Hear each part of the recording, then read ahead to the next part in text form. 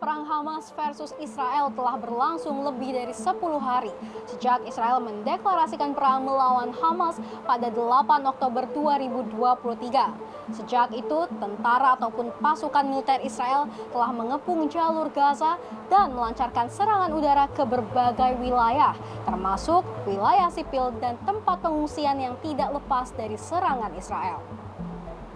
Bahkan dalam 10 hari perang, wilayah Gaza telah hancur lebur, sebagaimana salah satu hasil tangkapan satelit yang memperlihatkan jalur Gaza sebelum perang versus Israel dengan sesudah perang Hamas versus Israel. Pada liputan kali ini kami akan menggambarkan kepada Anda kerugian material yang dialami oleh sektor infrastruktur di Gaza.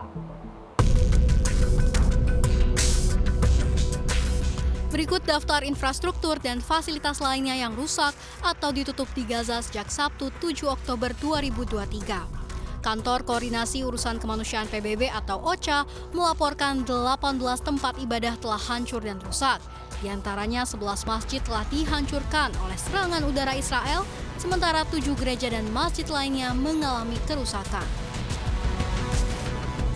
Beberapa masjid yang terkena dampak terletak di kota Gaza, Han Younis, Bet Lahia, dan Yarmouk. Beberapa gereja yang rusak adalah gereja kuno menurut Euromed Human Rights Monitor. Selain itu, Kementerian Luar Negeri Palestina menyatakan 22.600 unit tempat tinggal telah hancur, sekitar 2.835 unit telah rusak, sekitar 1.791 unit tidak dapat dihuni karena kerusakan parah, dan 12.630 unit mengalami kerusakan lebih ringan berdasarkan informasi PBB pada 11 Oktober dan 12 Oktober. Selain itu, laporan Organisasi Kesehatan Dunia atau WHO pada 12 Oktober 2023 menyebutkan bahwa 19 fasilitas kesehatan telah rusak. Pada 11 Oktober 2023, OCHA melaporkan bahwa 13 rumah sakit dan pusat kesehatan lainnya hanya beroperasi sebagian karena kekurangan pasokan dan bahan bakar. Sementara itu, koresponden Al Jazeera, Yomna El Sayed melaporkan pada 11 Oktober 2023, Rumah Sakit Beit Hanun dan Rumah Sakit Al-Oyun di Tel Al-Ahwa benar-benar tidak berfungsi akibat pengeboman tersebut. Tidak hanya fasilitas kesehatan, pada Kamis 12 Oktober 2023, WHO melaporkan 20 ambulans telah rusak. Sementara itu, hingga 16 Oktober 2023, terdapat setidaknya 164 fasilitas pendidikan telah rusak. 20 diantaranya merupakan sekolah UNRWA atau The United Nations Relief and Works Agency for Palestinian Refugees in the Near East.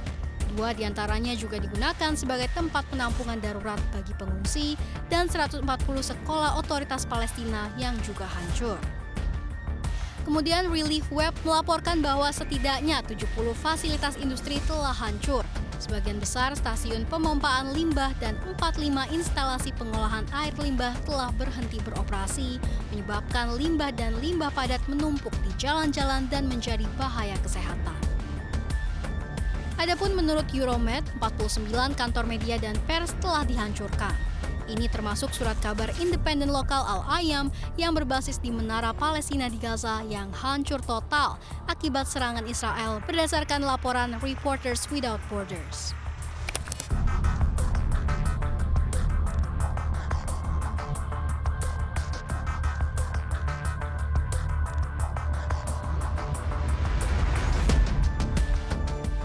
Bisa dibayangkan pemirsa bahwa luas di jalur Gaza ini hanya sepanjang 41 km persegi saja dengan lebar 6 hingga 12 km persegi. Berbeda dengan kota-kota besar lain di dunia, misalnya Jakarta, ini memakan luas sebanyak 661 km persegi, ataupun London yang luasannya ini mencapai 1.500-an km persegi. Bahkan berdasarkan penelusuran melalui Google Maps, dari checkpoint RS di utara menuju checkpoint Rafah di selatan hanya memakan waktu sekitar 1/4 jam saja. Maka bisa dibayangkan pemirsa bagaimana kerusakan infrastruktur yang ada di wilayah Gaza yang kecil saat diterpa serangan udara bertubi-tubi selama sepekan lebih.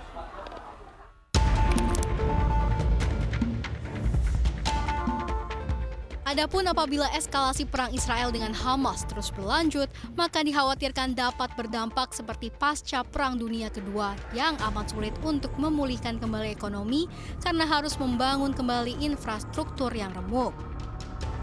Akibat lain dari runtuhnya infrastruktur, sekitar 95% penduduk Gaza tidak mempunyai akses air minum dan hal ini turut diperparah oleh pemadaman listrik yang terjadi setiap hari. Menurut Kantor Koordinasi Urusan Kemanusiaan PBB, sebelum konflik terjadi, sebagian besar rumah hanya mendapatkan aliran listrik selama 3 jam sehari. Saat ini, militer Israel telah memutus semua pasokan listrik. Sementara itu, Direktur Komunikasi UNRWA mengungkapkan masih banyak masyarakat yang mengungsi di fasilitas UNRWA, termasuk di fasilitas yang tidak dimaksudkan sebagai tempat penampungan karena pengepungan di jalur Gaza terus berlanjut. Berdasarkan laporan dari staf UNRWA yang terdampak di lokasi perang, mereka kekurangan 1 liter air sehari. Situasi yang sangat tragis di lapangan, pengemboman dan serangan udara terus berlanjut di Gaza.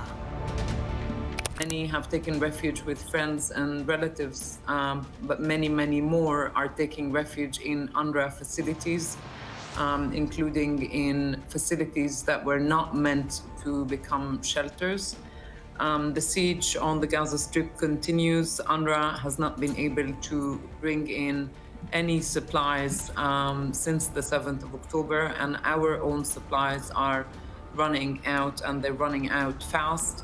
Our colleagues who continue to be in Gaza, who continue to stay and deliver for people in Gaza, including those impacted by this war, are reporting that they are down themselves to 1 liter of water a day in our offices in the south, where we have relocated our center of operation.